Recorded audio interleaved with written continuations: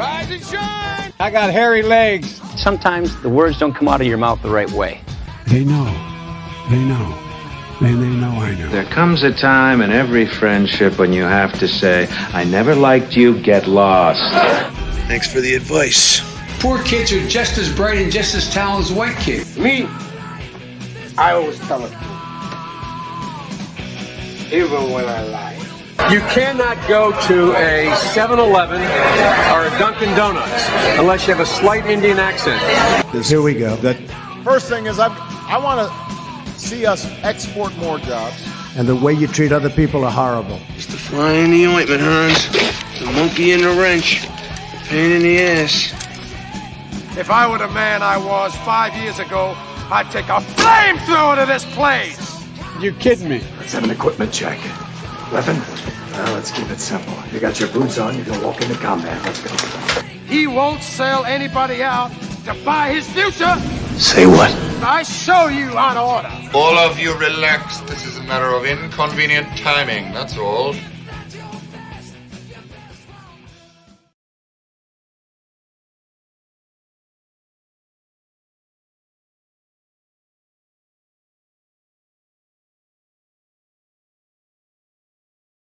Lowest performing schools in the state. Payne Jr. sent his kids to private school, but he uses to give parents the same choice than anyone accomplished in the office. He failed New Jersey. I'll work to improve schools, provide choice in education, quality health care, and bring back jobs. I'm Jennifer Zinone, and I approve this message. Hi there, Jen. Do you like to be called Jennifer or Jen? Doesn't matter. Either one. My family calls me And Jen. Were you able to hear that? I was. Yes. Excellent, because sometimes, technology issues are always, unpredictable. So I'm just glad that worked. Let me get that off the screen, and there we go. Awesome. Now I can see better. So my name is Jim Baldini. This is an interview with New Jersey 10th Congressional District, Jen Zinone. Did I say your name correctly? You did. And we're discussing New Jersey's, typically known as a blue state. I think that might change this year. I've predicted that it'll be a red state. And I think that there's a lot of candidates out there like yourself who have a very decent job of not only turning it red, but also getting elected, even in a district like the 10th district, which with a guy, but I mean, you're running against a guy who's really not, as far as I'm concerned, and I'll say it, this is from me, he's not really a good candidate. And he hasn't, everything I've read about him, he hasn't done anything. He talks a lot. Oh yeah. He has a lot to say about his press releases, but this is your interview. So let me start off by saying, is there anything, what made you want to run in the 10th district? I got tired of just watching the stalemate in Washington and the fighting and nobody getting anything done and having really bad choices at the ballot box. I mean, for years now, you find yourself like yelling at the TV screen, what's wrong? Why do they keep picking these candidates that are never going to win? And I went from that to saying, why can't they get somebody better, to I could do a better job than that, to last summer, I finally said, you know what, I can do a better job than that. And here I am trying. Excellent. That's you're definitely one of the candidates that I would say has a lot of good values. And so maybe you can tell us maybe your top 3 items in the campaign trail that you found that really have lit a fire underneath you. Education is the biggest one to me. When I finally took that leap to decide to run, a big part of it was because I had seen something on the news that said that American schools are 38th in the world. And I thought that had to be fake news. No way could America have that poor of an education system. And I went online because I am a huge researcher. I love doing research. And it's true. Russia beats us. China is number 1. And then the more that I read, I saw that my district has the lowest performing schools in the district, especially Newark. They have the worst schools in our state. And I mean, some are not bad, but the majority of the public schools in Newark, there was a study that came out last year that said that 80% of boys and 69% of girls age 15 in Newark public high schools are not at proficient levels of reading and math. And what kind of a future can those children have? I mean, we are stealing their futures, and you will never be able to break this cycle of poverty unless you educate these children.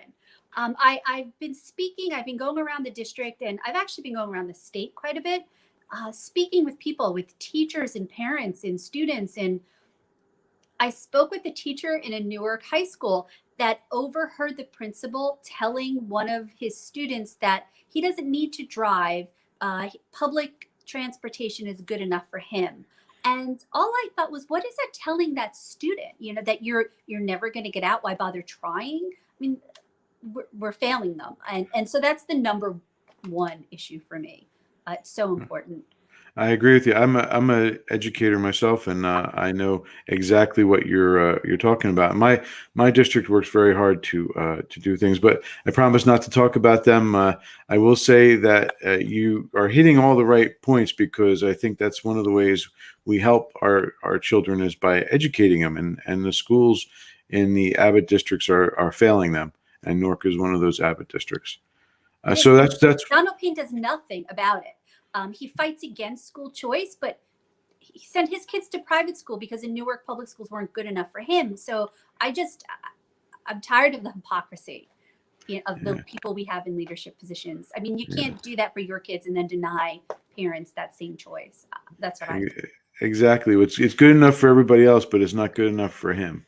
And Right. that's typical of what we see in the political world. The political elites get away with doing whatever they want, and the people like you and me, we're the low-born people. We're the ones who don't get anywhere. We always struggle just to survive. So that's education. One big issue. That's actually one of President Trump's issues. And that's one. What about a second one? I'd say healthcare. When you hear this talk about socialized medicine, and even though Biden's saying no now, you know that Kamala said it, and the whole Democratic Party is pushing for it. And we mentioned right before we came on that I have an autoimmune disease, so I am very intricately familiar with our healthcare system on both sides, because I studied microbiology too. So I'm familiar with the research side of it, and with I was actually on experimental medicine. I lost my eyesight in college, and experimental medicine at NIH, which is the National Institute of Health, the government research hospital. They saved it. So I know the process that drugs go through to get their FDA clearance, and it needs to be revamped. Not only to lower drug costs, but to bring more medications available.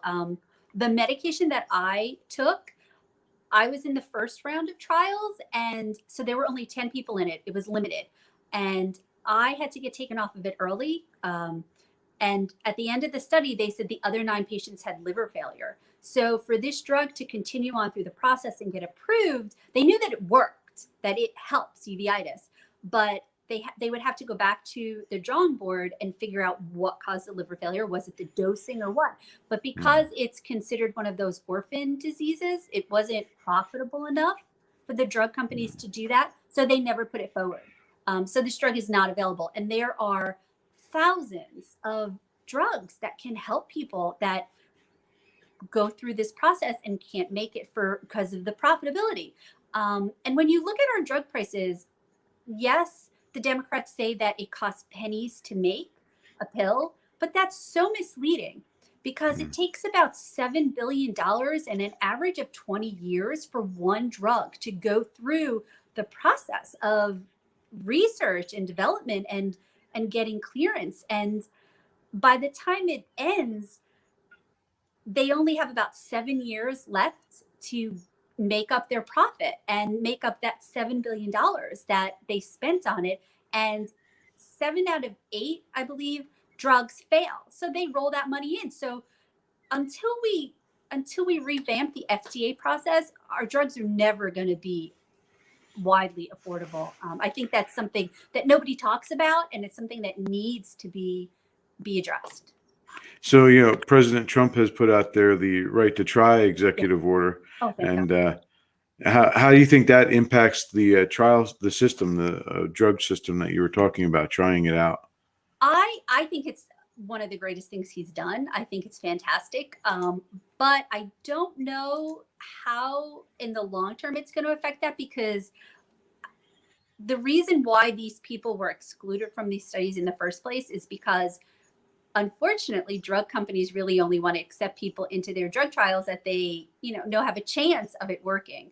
So I don't think they're folding the numbers of these people into their final status. So I'm not exactly sure. I don't think you can really tell how that's going to have an effect. I mean, it's going to help these people that need it. I think it's one of the greatest things he's done. But as far as the FDA process, but I'm hopeful that what he's doing now with the coronavirus, I'm very hopeful that that's a model that can be followed.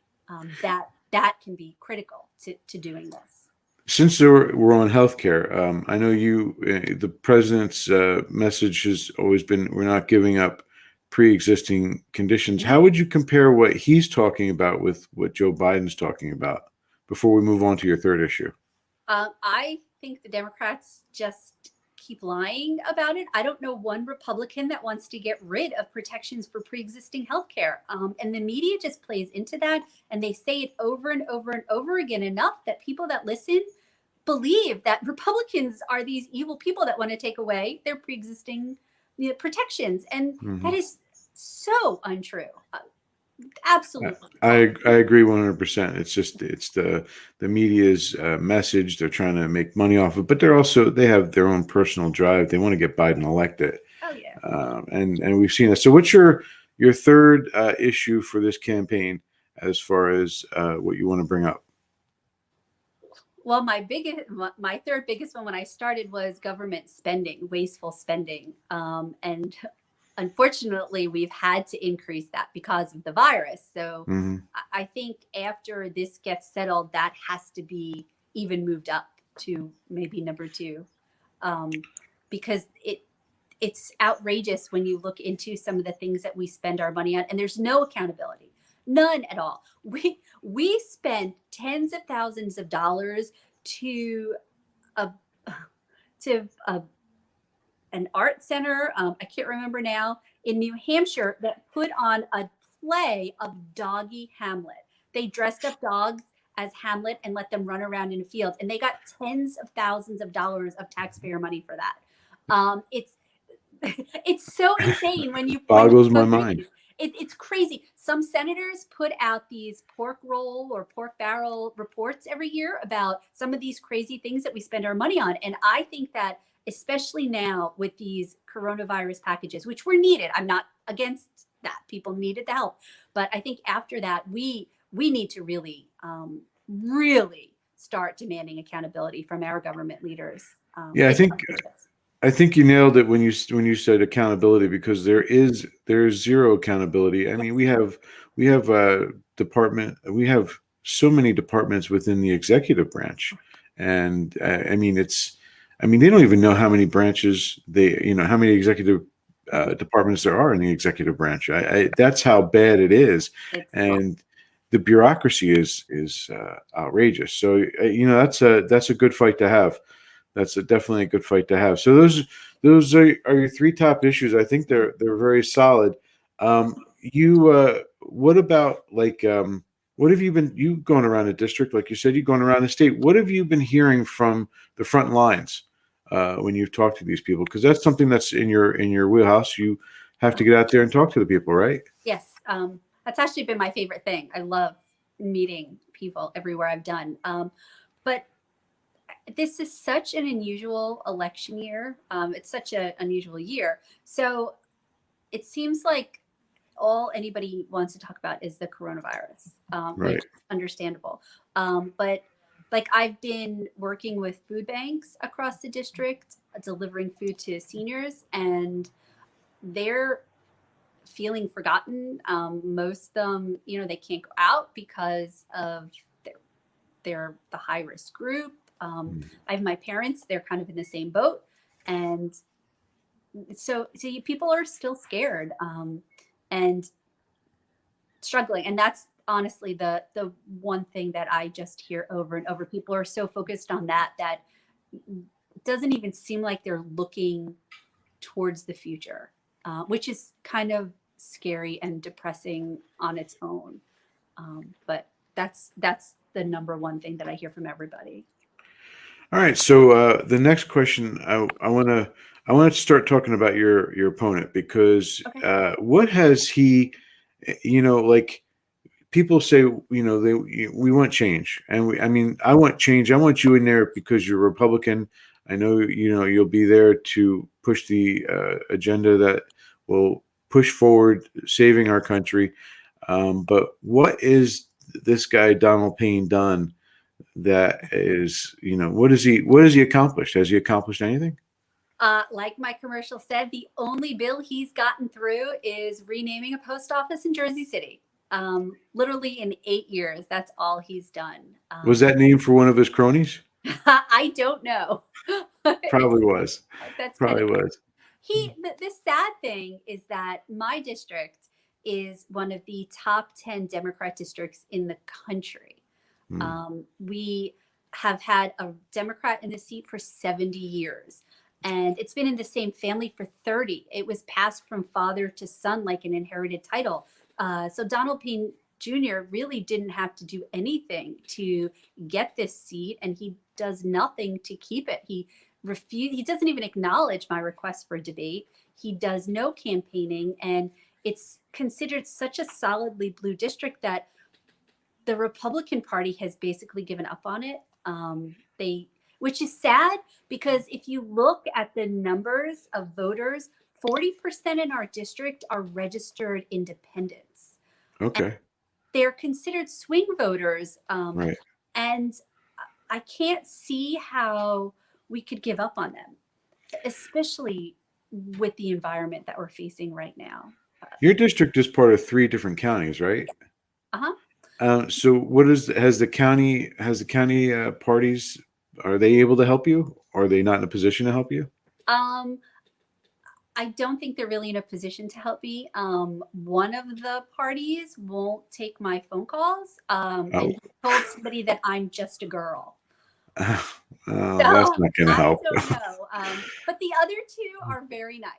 But they don't really have, they don't have the ability, I guess, I don't know, or the will anymore. They kind of been beaten down. But there is this grassroots coming together of Republicans that really aren't part of the party, but that have just been kind of coming together. I don't know if it's on Facebook that's helping it, or social media, or what, but it's amazing. People reach out to me from the area, and we get together and talk, and it's unbelievable. So you feel this wave building, even in this blue district, and it is so encouraging, and it just gives me hope that even if we don't turn the seat this time, that we're making inroads and we're getting our ideas out there, and they're resonating with people. People are starting to see that, these 70 years under Democrats are not helping, and our lives have actually gotten worse. So,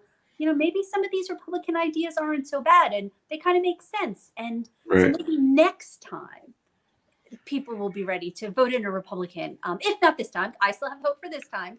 But well, of course you do. It's you're speaking truth to power. This is really what it comes down to, and people respond to that. That's what the grassroots that you're talking about. It's amazing.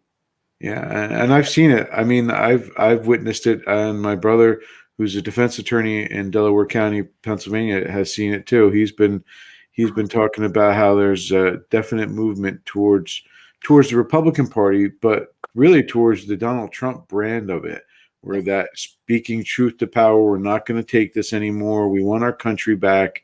put America first and put Americans first. Yes. That's really what it is. It's a motivating factor. I think even in a district that you say, so blue as yours, that's why I think this same thing holds true for the entire state. That's why I say I really believe this state is going to go red this time. I think so. For Trump. I think so. Trump. We have some great candidates too.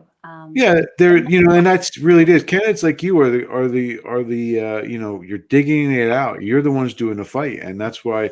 Like I like to hear you going around the county because when I don't know if you know, but I ran for office. I lost, but that's okay. But I will tell you that what it is we have to reach across our district lines like you're doing and help other people out. And that's one of the outreach that I'm doing with my brother. We're doing, we're trying to get, this outreach going with other groups as well, because it's not about us. It's about the people listening. Speaking of which, so now we've talked about, I want more about you. Let's talk. We've talked about your opponent and how he stinks at being it. And he's just another political elite that thinks he deserves a job because he's inherited it. So when you win, because I'm confident that you will, when you win, what do you plan to be your first priority when you kick him out of the office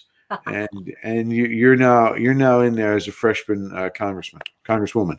After thanking Nancy Pelosi for helping me win, I have been actually working on 3 bills that I would plan on submitting within the first 30 days. One is to protect parental rights. One is to protect children's innocence. I'm not sure if you're familiar with the new guidelines that the State Board of Ed passed. Oh, are you talking about the sex ed? The minors? Yes. Yeah, I watched your video on that. I wasn't aware of that, but I watched your video on it. It is appalling. It is. So that and just absolutely supporting school choice. I 100%. Try to push that through for all low income and middle income parents could have that option. School choice is the number one priority for me. It's the modern civil rights issue because our schools are failing the students in the districts that need it, and I agree with you 100%. It is the modern day civil rights issue. So let's wrap up. What is it about you? Is there anything you want your people out there, your future constituents when you win? What do you want them to know about you that's going to help them say, I really want to vote for her? Just that I'm one of them. I'm not a politician. I believe in the citizen statesmen that our founding fathers envisioned holding these offices. They did not believe that people would be in office for their entire lives. They thought people involved in the community would go to Washington because they had ideas that would help and they would accomplish what they wanted to, and then they would go back home. Joe Biden has been in office for longer than I've been alive. That is not what this country was founded to be like. So I will not be in office for 47 years. Right. I'm very connected to this community. I grew up here. I'm the 6th generation of my family living here. And I believe that that's what congressman is supposed to be. They are supposed to be like in the federal, at least level, the closest to the community. That's why we are up for re-election every 2 years. Right, exactly. So I am very connected to this community, and I'm very open to hearing from everybody. So I will always be approachable.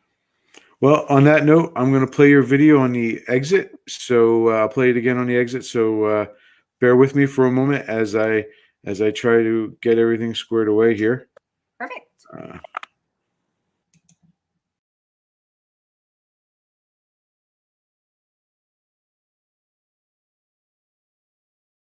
Our district has the lowest performing schools in the state. Donald Payne Jr. sent his kids to private school, but he refuses to give parents that same choice. He missed 5 times more votes than anyone else in Congress. Payne's only accomplishment in 8 years is renaming a post office. He failed New Jersey. I'll work to improve schools, provide choice in education, quality healthcare, and bring back jobs. I'm Jennifer Zinone, and I approve this message.